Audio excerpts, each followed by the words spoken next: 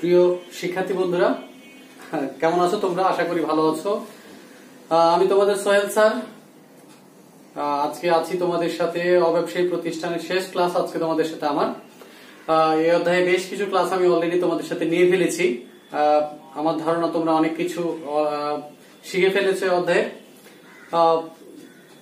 তো প্রথমেই তোমাদের স্বাগত জানাচ্ছি আমার এই অনলাইন ক্লাসে। আজকে একটি অঙ্কের সমাধান আমি করে দেখাবো তোমাদের এবং আরো কিছু সমন্বয় নিয়ে কথা বলে আজকেই এই অধ্যায়টি শেষ করব। তোমরা ধারাবাহিকভাবে আমার ক্লাসগুলো দেখছো, উপভোগ করছো, এজন্য তোমাদেরকে ধন্যবাদ। তো একটি অঙ্ক দেখি এবং অঙ্কটির সমাধান কিভাবে সহজে করা যায় এবং কিছু জটিল বিষয় অঙ্কের মধ্যে রয়েছে সেগুলো তোমরা একটু লক্ষ্য করো, সহজেই বুঝতে পারবে আশা করি। এরকম অঙ্কই পরীক্ষায় এসে থাকে, সুতরাং অঙ্কটি গুরুত্বপূর্ণ, তোমরা মন দিয়ে দেখো। তো শিক্ষার্থী বন্ধুরা, অঙ্কটি দেখি আমরা। দেখো তোমরা এখানে একটু বোর্ডের দিকে তাকাও, আর বরাবরের মতোই বলছি অঙ্ক অবশ্যই খাতায় তুলে নিবে, তারপরে আমি যখন করব আমার সাথে তোমরা করবে। যমুনা ক্লাবের 2019 সালের 31 ডিসেম্বর তারিখে প্রাপ্তি ও প্রদান হিসাব নিম্নরূপ। প্রাপ্তি ও প্রদান তোমরা জানো একটি প্রাপ্তি ও প্রদান হিসাব থাকে, বাম দিকে থাকে প্রাপ্তি এবং ডান দিকে থাকে প্রদান। তো এখানে দেখো উদ্বৃত্ত আছে 1/1/2019, তোমরা জানো এটা প্রারম্ভিক নগদ তহবিল। এরপরে দেখো চাঁদা আছে। অঙ্কটির দিকে খেয়াল করবে, অঙ্কটি কিন্তু দেখো উপরে লেখা আছে 2019 সালের 31 ডিসেম্বর তারিখে, অর্থাৎ 2019 সালের অঙ্ক এটি। এরপরে আছে দেখো এখানে আছে প্রাপ্তির দিকে আছে চাঁদা 2018, 2019, 2020।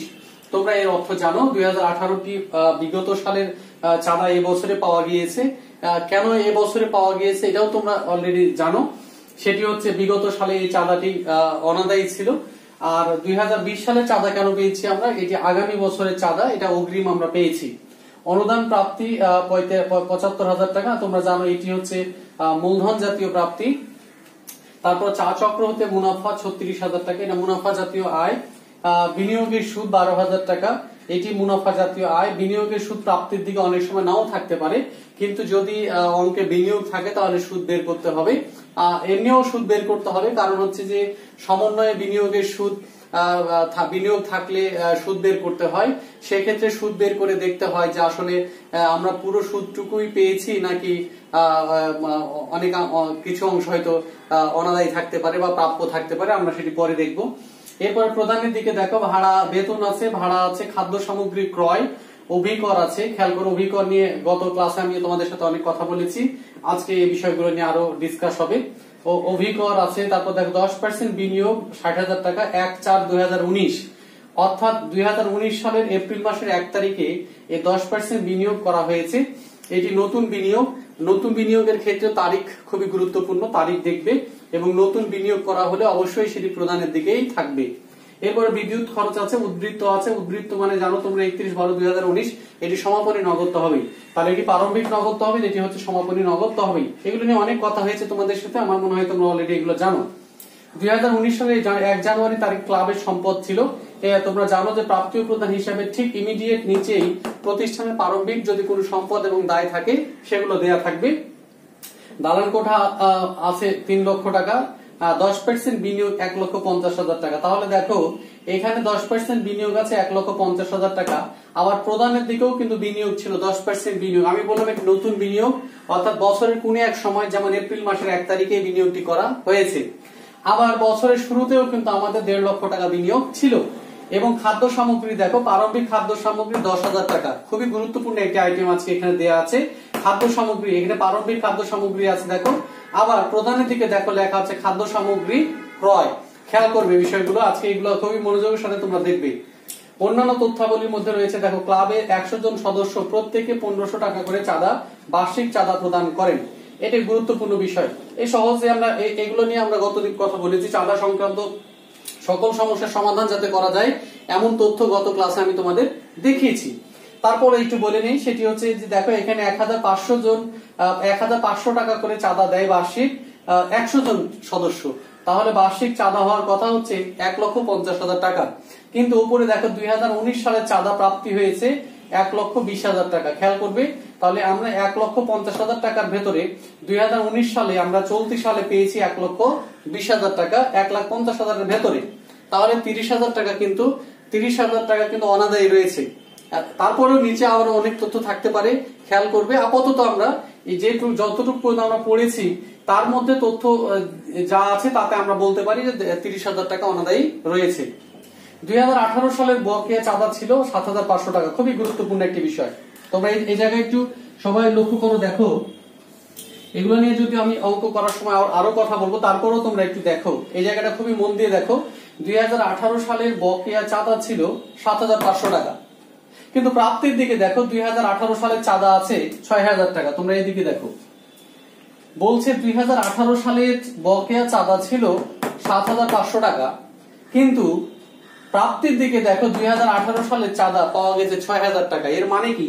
এর মানে 1,500 টাকা 2018 সালের চাঁদা এখনো পাওয়া যায়নি, তার মানে এখনো বকেয়া রয়েছে। অনেক সময় পরীক্ষায় যে অঙ্ক থাকবে বা থাকতে পারে সেখানে সরাসরি এভাবে বলা থাকতে পারে শিক্ষার্থী বন্ধুরা যে 2018 সালের চাঁদা এখনো বকেয়া রয়েছে 1,500 টাকা। ঠিক আছে, এর মানে হচ্ছে এর মানেও কিন্তু 2018 সালের বকেয়া চাঁদার পরিমাণ ছিল 7,500 টাকা। ঠিক আছে শিক্ষার্থী বন্ধুরা, খুবই মনোযোগের সাথে খেয়াল করো। এরপরে 2 নাম্বার এখানে আছে, দেখো 2 নাম্বার সমন্বয় আছে।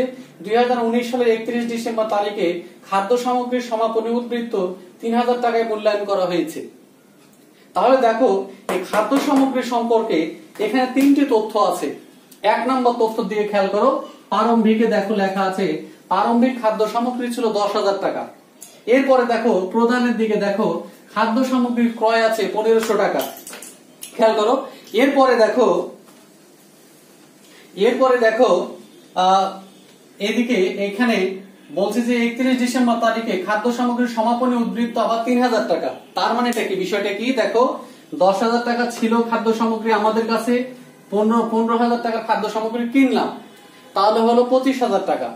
এরপরে 3,000 টাকা খাদ্য সামগ্রীর সমাপনীতে রয়ে গেছে, তাহলে অ্যাকচুয়ালি এই বছরে খাদ্য সামগ্রী বাবদ খরচ হয়েছে 22,000 টাকা। আমরা মুখে মুখে করতে পারলাম, সেটি আমরা একটু পরে দেখছি। 3 নম্বর সমন্বয়, এটি খুবই গুরুত্বপূর্ণ সমন্বয় 3 নম্বর, এবং এটি নিয়ে আমি তোমাদের সাথে গতদিন কথা বলেছি, এবং এটি হচ্ছে এই অধ্যায়ের মোটামুটি খুবই স্ট্যান্ডার্ড এবং একটু জটিল ধরনের সমন্বয়, যদিও আমি তোমাদের সহজে সমাধান করার নিয়ম গতদিন শিখিয়েছি। তো 3 নম্বর বলছে প্রত্যেক বছর, এটি গুরুত্বপূর্ণ এখানে, প্রত্যেক বছর অভিকর পরবর্তী বছরের 31 মার্চ পর্যন্ত প্রদত্ত হয়। ঠিক আছে শিক্ষার্থী বন্ধুরা, প্রত্যেক বছর পরবর্তী বছরের 31 মার্চ পর্যন্ত প্রদত্ত হয়। এর মানে আমি গতদিন তোমাদের বলেছিলাম, অর্থাৎ প্রত্যেক বছরই আগামী বছরের জন্য 3 মাসের অভিকর অগ্রিম দেওয়া হয়। ঠিক আছে, বার্ষিক অভিকরের পরিমাণ 18,000 টাকা, মানে প্রতি বছর অর্থাৎ 1 বছরের অভিকরের পরিমাণ হচ্ছে 18,000 টাকা। তোমরা প্রদানের দিকে দেখো লেখা আছে অভিকর 18,000 টাকা। তার মানে দেখো এই অভিকর প্রদানের দিকে আছে কত? 18,000 টাকা। তার মানে আসলে 1 বছরের অভিকর হচ্ছে 18,000 টাকা, কিন্তু এই 18,000 টাকায় কিন্তু আগামী বছর বা পরবর্তী বছরের জন্য 31 মার্চ পর্যন্ত প্রদত্ত হয়েছে। তার মানে এই অভিকরটা মূলত দেয়া আছে 2019 সালের 1 এপ্রিল থেকে 2020 সালের 31 মার্চ পর্যন্ত 1 বছর। আর প্রত্যেক বছর যেহেতু দেওয়া হয় একইভাবে, তার মানে 19 সালের যে বাকি 3 মাস থেকে গেল, অর্থাৎ জানুয়ারি থেকে মার্চ পর্যন্ত, এই 3 মাসের অভিকর কিন্তু 2018 সালে পরিশোধ করা হয়েছিল। এই যে প্রত্যেক বছর, আমার মনে হয় তোমরা এটি বুঝেছো। যারা আরো ভালো বুঝতে চাও তারা আমার গত দিনের ক্লাসটি অবশ্যই একবার করে নিবে। এরপরে দেখো 4 নম্বরে আছে ভাড়া প্রদানের মাসিক হার 3,000 টাকা। এরকম যদি কখনো থাকে তাহলে মনে রাখবে, তাহলে এটাকে 12 দিয়ে গুণ করবে। তাহলে 12 দিয়ে গুণ করলে 3 12 কত হয়? 36,000 টাকা। এখানে দেখো লেখা আছে ভাড়া 45,000 টাকা। এর মানে হচ্ছে ভাড়া অগ্রিম পরিশোধ করা হয়েছে কত টাকা? 9,000 টাকা। ওকে, ঠিক আছে। এরপরে দেখো দালান কোঠার সমাপনী উদ্বৃত্ত 2,70,000 টাকা। খেয়াল করে এটি শিক্ষার্থী বন্ধু, দালান কোঠার সমাপনী উদ্বৃত্ত 2,70,000 টাকা। যদি কখনো এরকম ভাবে কোন স্থায়ী সম্পদের সমাপনী উদ্বৃত্ত দেয়া থাকে, উপরে আছে কিন্তু প্রারম্ভিক আর নিচে বলছে কি সমাপনী, তাহলে যদি কখনো এরকম প্রারম্ভিক এবং সমাপনী কোন স্থায়ী সম্পদের দেয়া থাকে, তাহলে পার্থক্যটি হচ্ছে অবচয়। দেখো উপরে লেখা আছে দালান কোঠা 3 লক্ষ টাকা, নিচে বলছে দালান কোঠা সমাপনী উদ্বৃত্ত 2,70,000 টাকা, তার মানে 30,000 টাকা হচ্ছে দালান কোঠার অবচয়। তাহলে আমরা এই হচ্ছে একটি অঙ্ক, একটি পূর্ণাঙ্গ অঙ্ক, এটি একেবারে পরীক্ষার উপযোগী একটি অঙ্ক। তাহলে এখানে কয় বলছে দেখো ব্যবহৃত খাদ্য সামগ্রীর পরিমাণ নির্ণয় করো, ক্ষয় বলছে আয় ব্যয় বিবরণী প্রস্তুত করো, গয় বলছে প্রারম্ভিক মূলধন তহবিল 4,84,000 টাকা ধরে আর্থিক অবস্থার বিবরণী প্রস্তুত করো। তো শিক্ষার্থী বন্ধুরা, এই একটি অঙ্ক। আমি এখানে বেশ কিছু গুরুত্বপূর্ণ সমন্বয় রয়েছে, তার ভিতরে একটি হচ্ছে খাদ্য সামগ্রী সংক্রান্ত, একটি হচ্ছে অভিকর সংক্রান্ত, একটি হচ্ছে বিনিয়োগের সুদ সংক্রান্ত, আর একটি হচ্ছে চাঁদার যে এই বিষয়টি যে 2018 সালের বকেয়া চাঁদা ছিল 7,500 টাকা, কিন্তু 2018 সালে পাওয়া গিয়েছে 6,000 টাকা, তার মানে 1,500 টাকা এখনো 2018 সালে চাঁদা পাওয়া যায়নি। তাহলে এই বিষয়গুলো এই অঙ্কের খুবই গুরুত্বপূর্ণ এই তথ্যগুলো রয়েছে। তোমরা গভীর মনোযোগের সাথে, অত্যন্ত মনোযোগের সাথে, যত্নের সাথে ক্লাসটি ফলো করো এবং বোঝার চেষ্টা করো। আমার মনে হয় তোমরা বুঝতে পারবে এবং আর তোমাদের কোনো সমস্যা থাকবে না। এরপরেও তোমাদের বেশ কিছু প্রশ্নের উত্তর আমি গতদিন দিয়েছি, এরপরও দুই একটি প্রশ্ন তোমাদের রয়ে গেছে। আমি ক্লাস শেষে সেগুলোর উত্তর আজকে দিয়ে এই অধ্যায়টি শেষ করব শিক্ষার্থী বন্ধুরা। তো চলো যাই, অঙ্কটির সমাধান আমরা করি।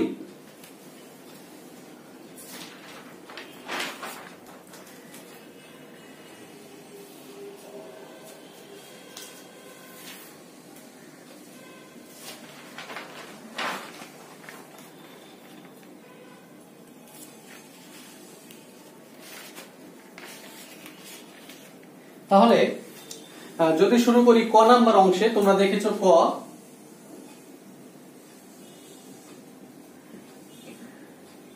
ক নাম্বার অংশে ছিল ব্যবহৃত খাদ্য সামগ্রীর পরিমাণ নির্ণয় করো। তো ব্যবহৃত খাদ্য সামগ্রীর পরিমাণ নির্ণয় করো, আমি প্রথমেই তোমাদের একটি অঙ্ক পড়ার সময় আমি এটি করে দিয়েছি। এটি সিস্টেমটা হচ্ছে এভাবে করে করবে পরীক্ষায়। ব্যবহৃত খাদ্য সামগ্রীর পরিমাণ, ব্যবহৃত খাদ্য সামগ্রীর পরিমাণ। তাহলে দেখো প্রারম্ভিক খাদ্য সামগ্রী ছিল আমাদের কাছে, প্রারম্ভিক খাদ্য সামগ্রী, এটি অঙ্কের প্রাপ্তীয় প্রদান হিসাবে ঠিক নিচে তোমরা দেখেছো দেয়া আছে। প্রারম্ভিক খাদ্য সামগ্রী ছিল হচ্ছে আমাদের 10,000 টাকা। এর সাথে আমরা যোগ করব, যোগ হচ্ছে ক্রয়, খাদ্য সামগ্রীর ক্রয়, এটি প্রদানের দিকে রয়েছে, তোমরা খেয়াল করবে 15,000 টাকা। তাহলে হচ্ছে 25,000 টাকা। বাদ যাবে হচ্ছে সমাপনী খাদ্য সামগ্রী, সমাপনী খাদ্য সামগ্রী,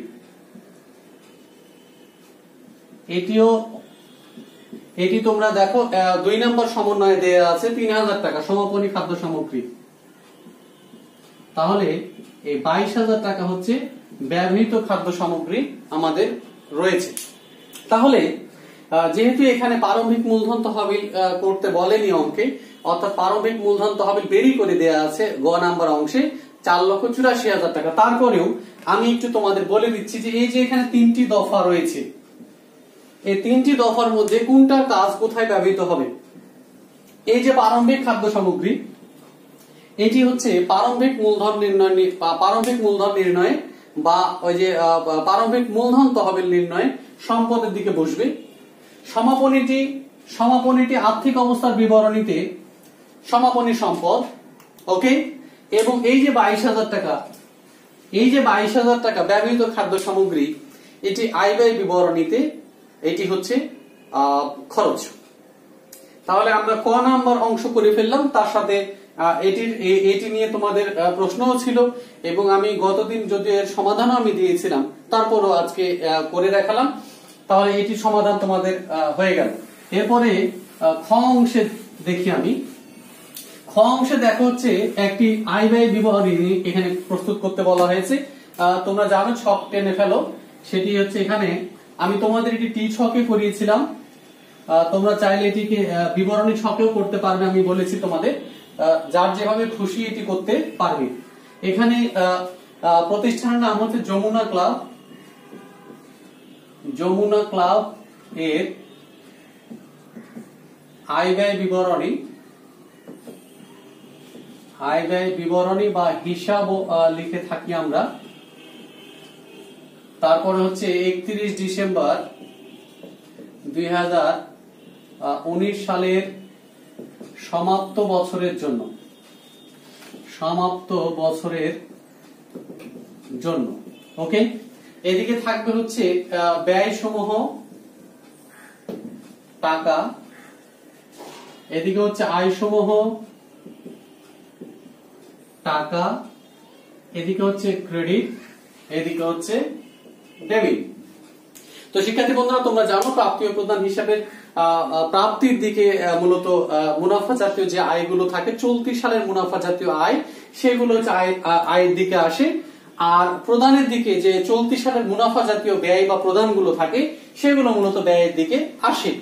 অতিরিক্ত একটি আয় এবং অতিরিক্ত একটি ব্যয় বা খরচ এখানে অন্তর্ভুক্ত হয়। এটা তোমরাকে আমি বরাবর বলে আসি, শুধুমাত্র একটি আয় যেটি প্রাপ্তির দিকে নাও থাকতে পারে, যেটা আয়ের দিকে আসতে পারে, সেটিকে বলেছিলাম আমি বিনিয়োগের সুদ। কিন্তু এই অঙ্কে দেয়া আছে, সুতরাং সমস্যা নেই। আর একটি মাত্র খরচ বা দুইটি খরচ, যেমন সেটি একটি অবচয় এবং একটি ঋণের সুদ, যেটি প্রদানের দিকে নাও থাকতে পারে, যেটি এখানে ব্যয়ের দিকে আসবে। তাহলে বাকি সকল তথ্যই কিন্তু প্রাপ্তি ও প্রদান হিসাব থেকে এখানে চলে আসে। এই কারণে এই অঙ্কটি তেমন কঠিন নয়।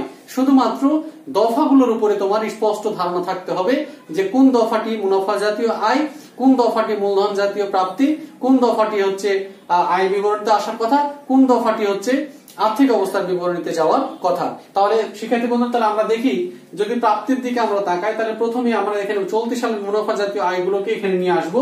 তাহলে প্রথমে আমরা দেখি চাঁদা। এখানে চলতি সালের মুনাফা জাতীয় চাঁদা, চলতি সালে চাঁদা দেয়া আছে 1,20,000 টাকা, তোমরা দেখেছো এখানে। আর আমরা দেখেছি নিচে 1 নম্বর সমন্বয়ে এর সাথে সম্পর্ক ছিল, সেটি কি যে 100 জন সদস্য প্রত্যেকে 1500 টাকা করে চাঁদা প্রদান করে বার্ষিক। তাহলে মোট চাঁদা প্রাপ্ত হওয়ার কথা 1,50,000 টাকা, কিন্তু আমরা চলতি সালে চাঁদা পেয়েছি 1,20,000 টাকা। তার মানে কি 30,000 টাকা চাঁদা কি রয়েছে, অনাদায়ী রয়েছে। তাহলে যোগ অনাদায়ী হচ্ছে 30,000 টাকা। তাহলে এই হয়ে গেল 1,50,000 টাকা। আবার অন্যান্য সময় আমরা অঙ্কে দেখেছি, এখানে যেহেতু সেপারেট করে দেয়া আছে, 2018, 2019, 2020 আলাদা করে দেয়া আছে, তাই অন্যান্য চাঁদাগুলো এখানে আমরা নিয়ে আসিনি। কিন্তু অন্যান্য অঙ্কে তোমরা দেখেছো, যখন চাঁদাটি সব 2-3 বছরের চাঁদা একসাথে যোগ করা থাকে, তখন কিন্তু ওই বছরের চাঁদাগুলো, সংশ্লিষ্ট বছরের চাঁদাগুলো আমরা কি করি, বিয়োগ করেছি। যেমন যদি এখানে দেখো প্রাপ্তির দিকে চাঁদা 6,000 বা 1,20,000, 9,000, তারপর টোটাল হচ্ছে 1,35,000। যদি এমনটি দেওয়া থাকতো চাঁদা 1,35,000, এভাবে করে ভাগ করে যদি না দেয়া থাকতো, তখন আমরা কি করতাম শিক্ষার্থী বন্ধুরা, তখন আমরা চাঁদা লিখতাম এখানে 1,35,000, তারপরে বিয়োগ দিতাম বাদ 2018 সালের, বাদ 2019 সালের অগ্রিম, যোগ চলতি সালের অনাদায়ী। কিন্তু এখানে কি করা আছে শিক্ষার্থী বন্ধুরা, যেহেতু আলাদা করে দেয়া আছে, তাই ওই অবশিষ্ট বছরের চাঁদাগুলো এখানে লেখার প্রয়োজন নেই।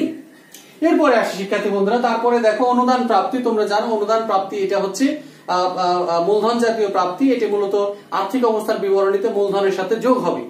এরপরে আসি দেখি আমরা, সেটি হচ্ছে চা চক্র হতে মুনাফা। এটি চলতি সালের মুনাফা জাতীয় আয়, তাই এখানে লিখবে চা চক্র হতে মুনাফা। চা চক্র হতে মুনাফা, চা চক্র হতে মুনাফা দেখো রয়েছে হচ্ছে 36,000 টাকা। এরপরে দেখি আমরা শিক্ষার্থী বন্ধু, তারপরেই দেখো চলে আসছে বিনিয়োগের সুদ। তোমরা এই বিনিয়োগের সুদ এটি খেয়াল করবে, বিনিয়োগের সুদ বের করার লিখার আগেই তোমরা অবশ্যই বিনিয়োগের মোট সুদটি ক্যালকুলেশন করবে। কেমন দেখো, আমি এই প্রান্তে তোমাদের এটি একটু করে দেখাচ্ছি। দেখো এখানে বছরের শুরুতে 10% বিনিয়োগ ছিল 1,50,000 টাকা। তাহলে আমি এই প্রাসটা একটু করছি, তোমরা একটু খেয়াল করো। তাহলে 1,50,000 টাকার উপরে যদি 10% সুদ আমরা ধরি, যেহেতু বছরের শুরুতে ছিল, এই বিনিয়োগটি সারা বছরই আমরা ব্যবহার করতে পেরেছি, সুতরাং এই বিনিয়োগটির উপরে 1 বছরের সুদ। তাহলে 1,50,000 টাকার উপর 10% যদি আমরা সুদ ধরি, তাহলে হয় 15,000 টাকা। ওকে, এবার নতুন বিনিয়োগ করা হয়েছিল শিক্ষার্থী বন্ধুরা, দেখো প্রদানের দিকে রয়েছে 1,60,000 টাকা। 10% বিনিয়োগ 1/4/2019 60,000 টাকা। তাহলে তোমরা জানো সেটি হচ্ছে যদি কখনো এভাবে বিনিয়োগ থাকে এবং তারিখ থাকে, তাহলে তারিখ অনুপাতে আনুপাতিক মাসের সুদ হবে। তাহলে এখানে আমরা এই বিনিয়োগটি ব্যবহার করেছি হচ্ছে 9 মাস। এপ্রিলের 1 তারিখ থেকে ডিসেম্বর পর্যন্ত হচ্ছে 9 মাস। তাহলে 9 মাসের সুদ আমরা এখানে ধরবো। তাহলে 60,000 টাকার উপর 9 মাসের সুদ আমরা বের করবো। ওকে শিক্ষার্থী বন্ধুরা, তো 60,000 টাকার উপর যদি আমরা 9 মাসের সুদ ধরি, খেয়াল করো তোমরা, 60,000 টাকার উপরে যদি আমরা 9 মাসের সুদ বের করি তাহলে সুদ বের হবে 4,500 টাকা। ওকে, 4,500 টাকা। তাহলে মোট সুদ হয় দেখো 19,500 টাকা। তাহলে 19,500 টাকা মোট বিনিয়োগের সুদ হয়। কিন্তু প্রাপ্তির দিকে দেখো লেখা আছে বিনিয়োগের সুদ 12,000 টাকা। এর মানে 7,500 টাকা বিনিয়োগের সুদ কি রয়েছে? অনাদায়ী রয়েছে।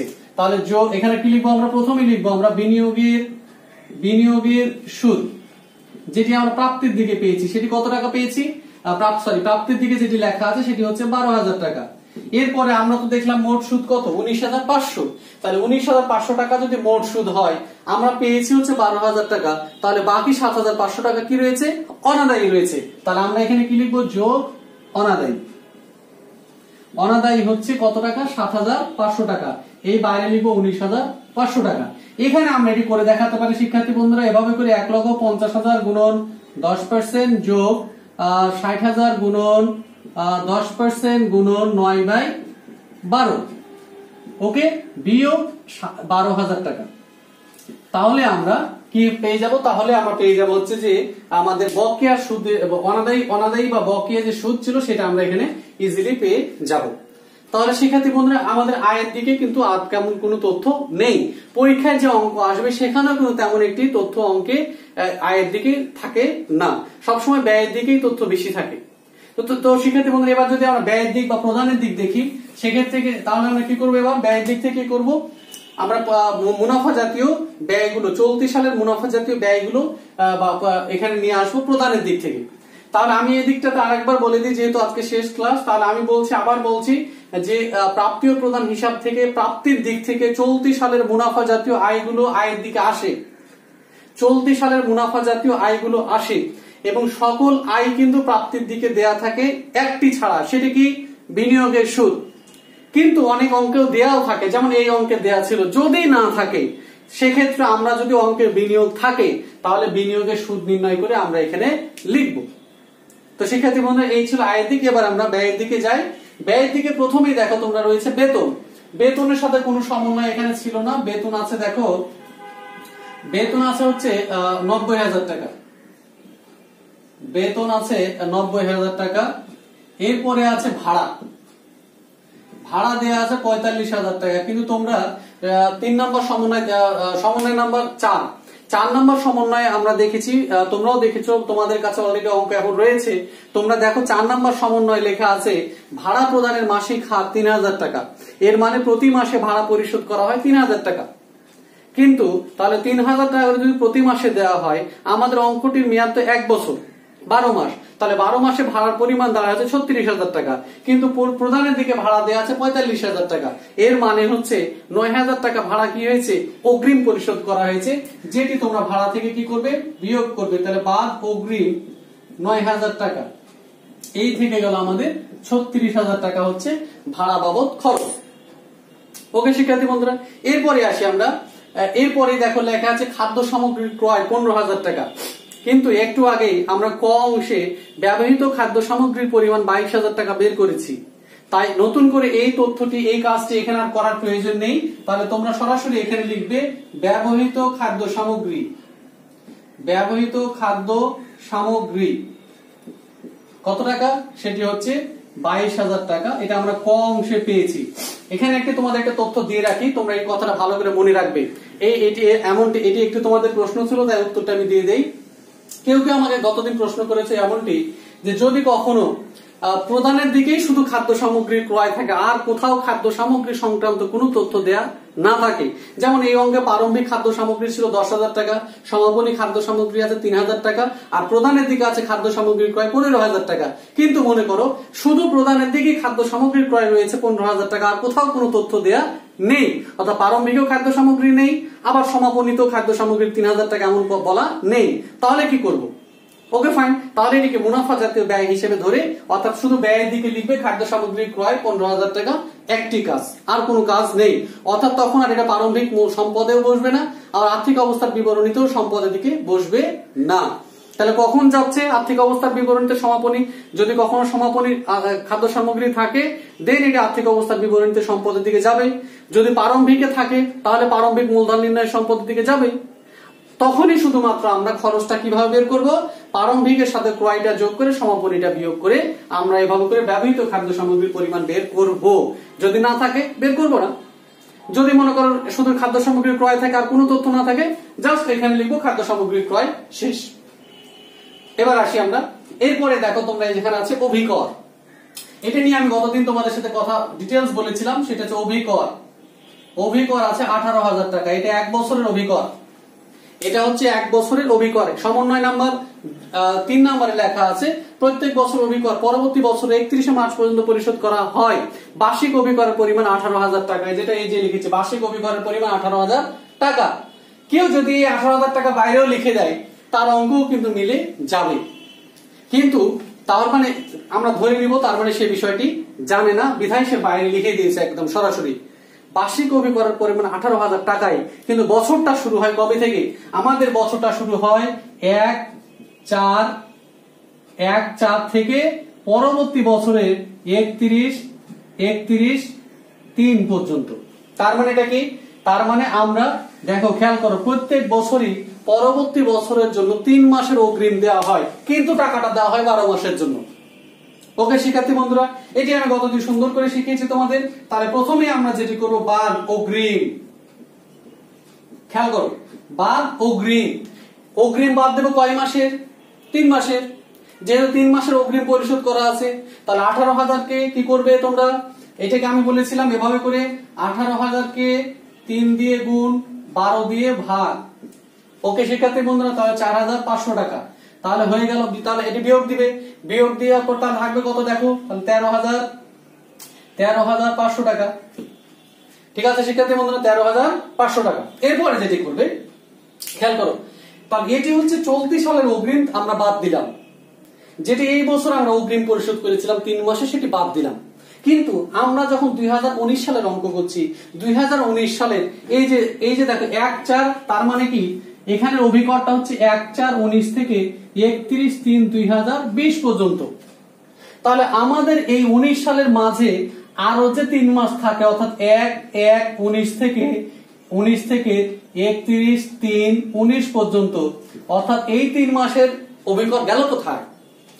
এই 3 মাসের অভিকর পরিশোধ করা হয়েছিল 2018 সালে, ওই যে লেখা আছে প্রত্যেক বছর। সুতরাং তাহলে কি হবে?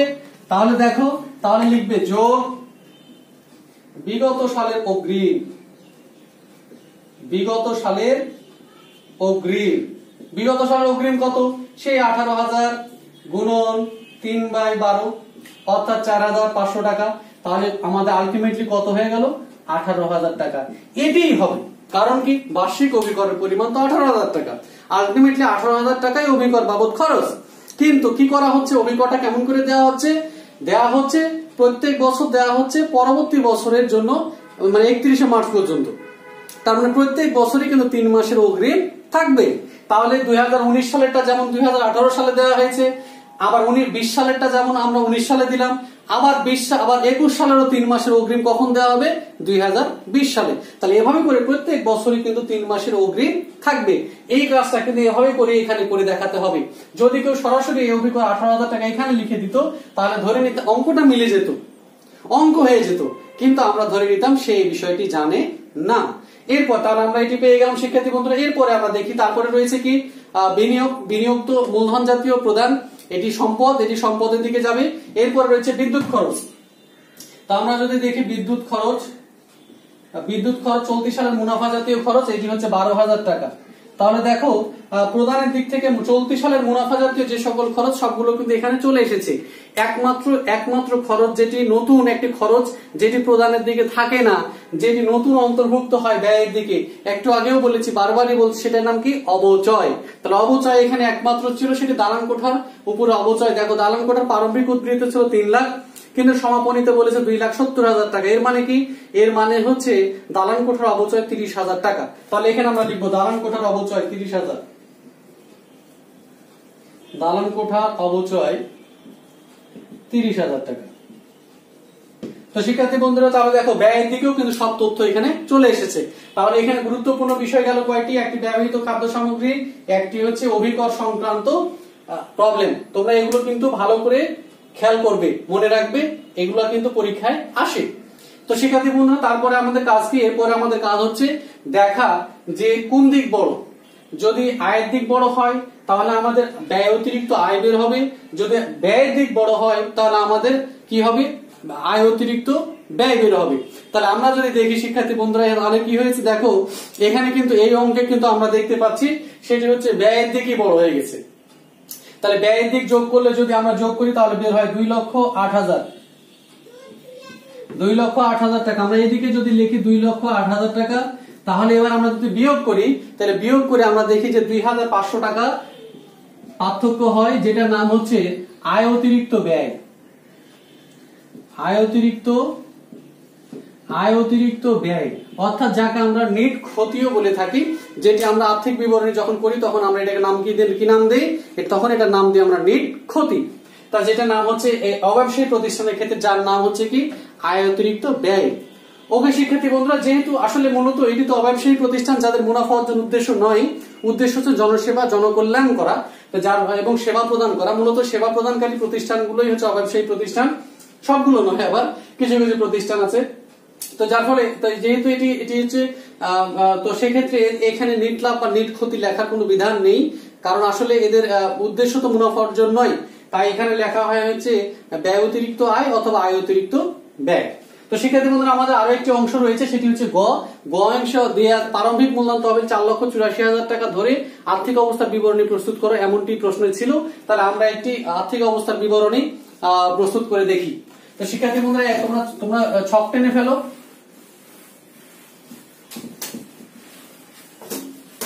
তাহলে আমরা যদি এটির আর্থিক অবস্থার বিবরণী যদি আমরা করে দেখাই, এটিও আমরা টি ছকে তোমাদের করে শিখিয়েছি, বাট তোমরা চাইলে এটিকে বিবরণী ছকেও করতে পারো। সেক্ষেত্রে আগে সম্পদ লিখে পরে নিচে আবার দায় ও মূলধন লিখবে আর কি তোমরা। তাহলে উপরে লিখবো আমরা, তাহলে আমরা দেখি উপরে যদি আমরা লিখি যমুনা ক্লাব এর আর্থিক অবস্থার বিবরণী, আর্থিক অবস্থার বিবরণী 31 ডিসেম্বর 2019 তারিখের জন্য শিক্ষার্থী বন্ধুরা তাহলে শুরু করি। এদিকে হচ্ছে আমাদের দুটো দিক থাকবে, তোমরা জানো সেটা হচ্ছে এদিকে হচ্ছে আমরা লিখি হলো সম্পদ আর এখানে টাকা, এদিকে আমরা লিখবো দায় ও মূলধন এবং হচ্ছে টাকা। তো শিক্ষার্থী বন্ধুরা প্রথমে আমরা সম্পদের দিক করাচ্ছি, সম্পদের দিক করি। তাহলে সম্পদ অগ্রিম চাঁদা রয়েছিল 2020 সালে, চাঁদা আমরা পেয়েছিলাম 9,000 টাকা। যদি কোনো বকেয়া খরচ থাকে সেটি আমরা লিখে ফেলবো, এই অঙ্কে কোনো বকেয়া খরচ ছিল না। এরপরে আমরা চলে আসবো, যদি না থাকে সেক্ষেত্রে আমরা তারপরে চলে আসবো প্রারম্ভিক মূলধনে। তাহলে প্রারম্ভিক মূলধন বা মূলধন তহবিল, প্রারম্ভিক মূলধন ছিল অঙ্কে দেয়া আছে 4,84,000।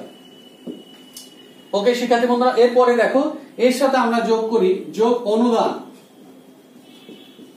মূলধন জাতীয় প্রাপ্তিগুলো, মূলধন জাতীয় প্রাপ্তি যেগুলো মূলধনের সাথে থাকে তোমরা মনে রাখবে, মূলধন জাতীয় প্রাপ্তি যেগুলো প্রাপ্তির দিকে থাকে, এইরকম মূলধন জাতীয় প্রাপ্তিগুলো তোমরা বিশেষ করে অনুদান, তারপরে রয়েছে মনে করো হচ্ছে আজীবন সভ্যের চাঁদা, যেগুলো মূলধন জাতীয় প্রাপ্তি, এগুলো মূলধনের সাথে কি হবে তোমরা যোগ করে দিবে। তাহলে যদি দেখি আমরা সেটি হচ্ছে তাহলে অনুদান প্রাপ্তি ছিল হচ্ছে 75,000 টাকা। তাহলে আমরা যদি যোগ করি তাহলে হয়ে যাবে হচ্ছে 5,59,000 টাকা। ওকে শিক্ষার্থী বন্ধুরা, এখান থেকে বাদ যাবে ব্যয়, আয় অতিরিক্ত ব্যয় 2,500 টাকা। এটি আমরা বিয়োগ দিলে হয়ে যাবে 5,56,500 টাকা। তাহলে এই আমাদের কিন্তু আর্থিক অবস্থার বিবরণী কিন্তু শেষ হয়ে গেল। তাহলে আমরা কি দেখলাম এখানে, তাহলে আমরা আরেকবার একটু রিভাইভ করে দেই। তাহলে সম্পদের দিকটা প্রথমে আমি বলি, সেটি হচ্ছে তাহলে কি থাকে দেখো, সমাপনী নগদ এই যে এই প্রাপ্তীয় প্রদান হিসাবে ঠিক ইমিডিয়েট নিচে যে সকল স্থায়ী সম্পদগুলো থাকে সেগুলো এখানে নিয়ে আসবো। তারপরে যদি অগ্রিম কোনো খরচ চলতি সালের, তারপরে অনাদায়ী বিনিয়োগের সুদ যদি থাকে সেগুলো এখানে এসে বসবে। এরপরে দায়ের দিকে অগ্রিম আয় এবং বকেয়া যদি চলতি সালের খরচ থাকে সেগুলো আসবে। তারপর প্রারম্ভিক মূলধন, তার সাথে মূলধন যেহেতু প্রাপ্তিগুলো যোগ হবে। এরপর তার সাথে ব্যয় অতিরিক্ত আয় হলে যোগ, আয় অতিরিক্ত ব্যয় হলে বিয়োগ। এই তো হচ্ছে তথ্য। এরপরে দুই দিক যোগ করলে দুই দিক কি হবে, মিলে যাবে। তাহলে আমরা যদি দুই দিক যোগ করি শিক্ষার্থী বন্ধুরা, তাহলে আমরা দেখবো হচ্ছে দুই দিক যোগ যদি করি তাহলে দুই হচ্ছে 5,65,500, 5,65,500। এই ছিল আজকের একটি অঙ্ক। প্রিয় শিক্ষার্থী বন্ধুরা, আজকে এ পর্যন্তই। আবার নতুন একটি ক্লাস নিয়ে খুবই শীঘ্রই তোমাদের মাঝে হাজির হব, তোমাদের সামনে আসবো আশা করছি। তো সেই পর্যন্ত তোমরা সুস্থ থাকো, ভালো থাকো। মনোযোগ সহকারে ক্লাসটি দেখার জন্য, বোঝার জন্য অশেষ ধন্যবাদ।